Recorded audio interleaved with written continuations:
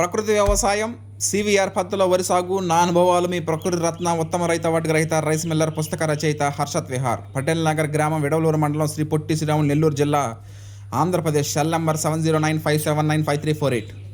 ఈరోజు 17th page, 17th day, 17th July 2026. ఈరోజు rice మిల్లర్గా నాకు జీవితాన్ని ప్రసాదించినటువంటి దేవళ్ళ పరంధామరెడ్డి గారి గురించి ఈరోజు విషయంలో తెలుసుకోవడం జరుగుతుంది. ఇది ఇంపార్టెంట్ అయినటువంటి టాపిక్. ప్రకృతి రత్నగా సివిఆర్ పద్ధతిలో వరి సాగు రావడం జరిగింది. నూతన వరి వంగడాలు వేయడానికి ఉత్తమ రైతు అవార్డు రావడం జరిగింది. ఒక రైస్ మిల్లర్గా 365 రోజులు 24/7 నాకు జీవనోపాధి కల్పించిన వాళ్ళు శ్రీ దేవళ్ళ పరంధామరెడ్డి గారు. రైస్ మిల్లర్గా నాకు స్ఫూర్తి ప్రదాత స్వర్గీయ దేవళ్ళ పరంధామరెడ్డి గారు. 50 సంవత్సరాల పాటు 50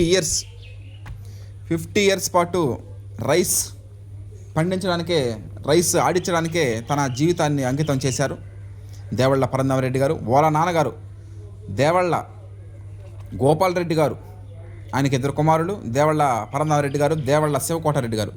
మనము అప్పుడు చెప్పుకున్నాం కదా,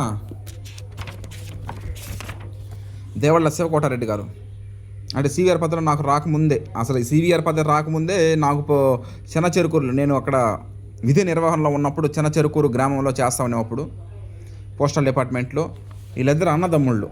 అన్న దేవళ్ళ పరంధామరెడ్డి గారు, తమ్ముడు దేవళ్ళ శివకోటారెడ్డి గారు. వీళ్ళిద్దరూ తోడబుట్టిన అన్నదమ్ముళ్ళు.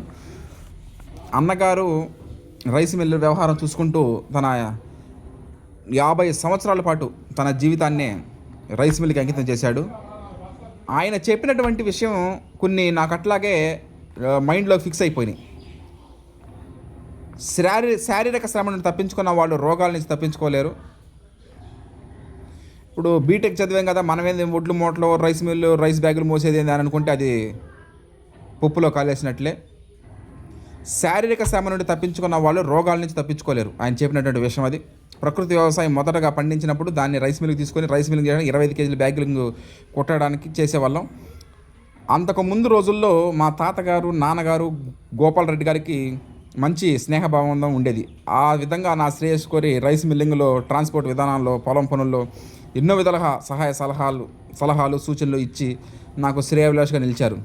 ఆయనతో కలిసి రైస్ మిల్లర్గా చేసిన రోజులు నా జీవితంలో ముదురు అనుభూతులు, అవన్నీ మర్చిపోలేనివి యాజ్ ఎ రైస్ మిల్లర్గా. ఓకే, రేపు 18 రోజుల్లో తెలుసుకుందాం.